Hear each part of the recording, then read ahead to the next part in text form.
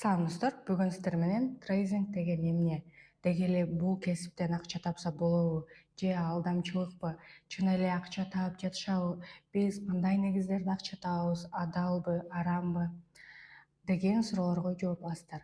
Ооба достор, бул сиздер үчүн атайын даярдалган акысыз сабак. Көңүл буруп угуп туруңуздар. Мен сиздерге азыр трейдингди, форексти жана трейдингдеги базарларды бирме бир чечмелеп берейин. Достор, бул кесип трейдинг кыргызча которгондо биржа соодасы, биржевой сода. Ал эми биржа дегенди сиздер билесиздер, ал эми билбегендер үчүн айтайын. Биржа бул баалар базары. Бул базарда биз товардын баасы менен гана соода кылабыз. Товарды наличие албайбыз, наличие сатпайбыз, болгону базардагы бааларын алып, кайра бааларын сатабыз. Бул ушундай базар. Бул индустрия же бул кесиптин пайда болгонуна деги эле 3 кылымдан ашып калды. Даже 4-чү кылым кетип атат. Бул Бельгияда 1700-жылдары эле ушул сооданын түрү башталган. Бул Америкада, Японияда күрүч менен соода болгон, Америкада сельхозпродукты менен соода болгон. Алгач булардын бааларына сатып алып, кайра бааларын эле сатышкан. Биринчи дүйнөлүк согуштан кийин бул сферага өтө чоң өзгөрүү кирген. Мындайча айтканда, жалпы билсеңиздер керек, Америка биринчи дүйнөлүк согуштан кийин өтө тездик менен бутка туруп байып кеткен. Ал эми экинчи дүйнөлүк согуштан кийин бул сферага өтө чоң өзгөрүүлөр кирген. Мындайча айтканда, ар бир мамлекет өз алдынча көз карансыз болгон. Натыйжада ар бир мамлекеттин өзүнүн валютасы пайда болгон. Бир валютаны экинчи валютага алмаштырганда, аны кайра үчүнчүгө обмен кылганда ортодо айырмачылык келип чыгат.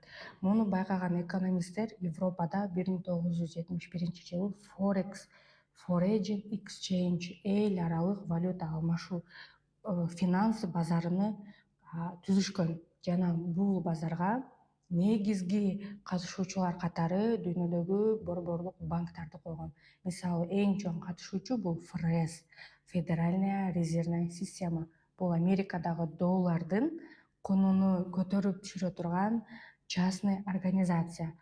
Ал эми экинчи бул ЭЦБ, Европейский центральный банк. Бул дүйнөдөгү 8 мамлекет еврону өзүнүн улуттук валютасы катары көрсө, анын төртөөсү биржада бар. Ошол 4 мамлекеттин экономикасына жалпы регулировка кылган Европейский центральный банк кийинки чоң участник. Андан сырткары башка өлкөлөрдүн улуттук банктары, мисалы Национальный банк Япония, Нацбанк Китай, Нацбанк Англия, Нацбанк Россия, Турция деги эле башка өлкөлөрдүн улуттук банктары бул базардын катышуучулары. Эми достор, банктар аркылуу дүйнөдөгү экономикалык соода, экономикалык байланыштар болот. Бул экспорт жана импорт. Бир өлкө экинчи өлкөгө канчалык көбүрөөк экспорт кылса же импорт кыла турган болсо, демек ошончо көбүрөөк суммада транзакция болот, акча алмаштыруу болот. Ал учурда ошол бир определенный валютага, допустим, долларга талап, спрос күчөйт, натыйжада доллардын куну өсөт. Ал эми наоборот, долларга талап сунуш көбөйүп кеткенде талап азайып, доллардын куну түшөт. Ушул колебанияда, ушул кыймылдын арасында трейдерлер иштейт, алып сатып, алып сатып. Ал эми бул кыймыл азыр секунд сайын өзгөрөт. 10 эле мүнөттө доллардын баасы өсүп кетиши мүмкүн, 10 мүнөттө кайра түшүп кетиши мүмкүн. Ал эми үчүнчү рынокты билесиздер, бул азыр баарыбыз угуп жүргөн крипто трейдинг же криптовалюта. Бул базарда биз криптовалюталар менен, коиндер, токен жана башка цифровой валюталар менен соода кылабыз. Ооба, булардын айырмасы фиатный акчадан цифровой. Буларды обналичить этип алганы болбойт, же болбосо физический, мындай доллар сыяктуу биткоин либо литкоиндердин мондой физический түзүлүшү жок, алар жөн эле цифра. Бирок акыркы 15 жылда крипто трейдинг дагы аябай өнүктү. Криптовалютанын дагы келечеги өтө чоң достор. Ал эми жогоруда айткандай, бул базар 3кө бөлүнөт. Биринчиси бул фондовый рынок. Америкада, Японияда жанагы сельхозпродукты менен иштеген, кийинчерээк акциялар менен иштеген базар бул фондовый рынок же фонд базары. Ал эми валюталар менен, металлдар менен, сырьелор менен иштеген базар бул форекс. криптовалюта, токен, коиндер менен иштеген. Бул крипто базар же крипто рынок деп койсок болот. Булар жалпы үчөөсү тең трейдингке кирет. Биз бул 3 базарда тең бирдей соода кылсак болот. Алып сатып ортодогу айырмадан пайда көрсөк болот. Спекуляция, чайкоочулук кылабыз. Ал эми айырмасы 3 базардын товары башка, инструменттери башка, бирок ал эми аткара турган жумушубуз бирдей эле. Кайсы базарды тандаш бул сиздердин тандооңуздар болот. Ал эми мен 4 жылдан бери Форексте, именно валюта базарында, финанс рыногунда соода кылып келем. Эми достор, жогоруда түшүндүргөндөй, Форекс бул foreign exchange, эл аралык алмашуу деген. Биз Форексте негизинен валютная паралар же валюта жуптары менен иштейбиз. Бир гана валютанын өзүн сатып ала албайбыз да, аны пара, шерик жуптары менен гана сатып алабыз. Мисалы, евро-доллар, фунт иена, евро фунт, Канада иена, ушул сыяктуу дүйнөдөгү экономикасы жакшы, башка бир мамлекеттер менен жакшы соода экономикалык байланыштары бар, экспорт жана импорту көп кылган өлкөлөрдүн валюталары менен иштейбиз. Анткени ошол валюталарда кыймыл болот.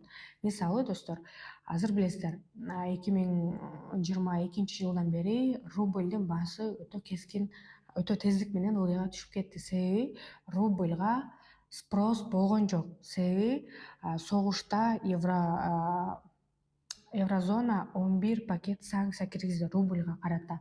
Натыйжада рубльдин баасы түшүп кетти жана биржадан чыгып кетти. Биржада болгондо аны менен трейдерлер соода кылып, рубль менен рубльдин баасы көтөрүлүп турмак да. Биржадан чыгарып салган үчүн өтө тездик менен түшүп кетти. Андан сырткары биржадан чыгып кетти. Ал эми экономикасы канчалык күчтүү болгону менен, бирок геополитикалык, геосаясий окуялар натыйжасында валюталар биржадан чыгып кетиши мүмкүн. Ал эми достор, сиздерге дагы бул бесплатный сабакта, бирок аябай платный инсайт деп айтсам да болот. Кытай, дүйнөдөгү экономикасы күчтүү өлкөлөрдүн бири Китай. Бул мамлекетте биз трейдинг кыла албайбыз. Трейдинг кылууга тыюу салынган. Анткени мамлекет өзүнүн жарандарына, китайларга базарга кирип акция алганга, валюта алганга, алтын алганга уруксат берген эмес. Наоборот, ошол китайский, гонконгский биржадан гонконгский биржадан индекстерди алгыла, акцияларды алгыла деп өздөрүнө гана уруксат берген. Ал эми биздин өлкөдө, Кыргызстанда электрондук активдер менен соода кылууга эркиндик бар, мүмкүнчүлүк бар. Ошол үчүн Кыргызстанда отуруп, Кыргызстанда жашап трейдинг кылуу бул биз үчүн өтө сонун мүмкүнчүлүк деп айтсак болот. Биринчиден, биздин закондо 4%, жалпы обороттон 4% деп налоговый кодексте көрсөткөн налог. Экинчиден, биздин мамлекетте интернет аябай жакшы иштейт. Үчүнчүдөн, бизге электрондук активдер менен соода кылууга мамлекет тыюу салган эмес. Болгону депозит салып, анан риск менеджментти туура сактап туруп эле соода кылсак, биз акча табабыз дагы, наоборот, жумушсуздардын санын азайтабыз. Ошол үчүн Кыргызстанда болсоңуз же кыргыз жараныңыз болсо, трейдер болууга сиздерде мүмкүнчүлүк көбүрөөк. Достор, бүгүнкү биринчи акысыз сабагыбыз сиздерге түшүнүктүү болсо, албетте комментарийге жазыңыздар. Түшүнбөгөн сурооңуздар болсо дагы жазыңыздар. Сиздерге кураторлор албетте жооп беришет. Ал эми кийинки сабакты көрүү үчүн комментарийде активдүү болуп туруңуздар.